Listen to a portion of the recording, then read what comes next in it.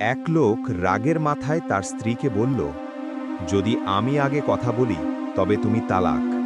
স্ত্রীও অভিমান করে বলল, যদি আমি আগে কথা বলি তবে আমার গোলাম মুক্ত।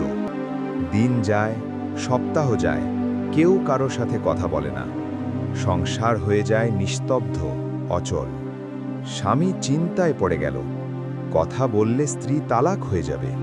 সে আলেমদের কাছে গেল সমাধান খুঁজতে, কিন্তু সবাই একই কথা বললেন, তালাক বা গোলাম মুক্ত, এই দুই পথ ছাড়া উপায় নেই।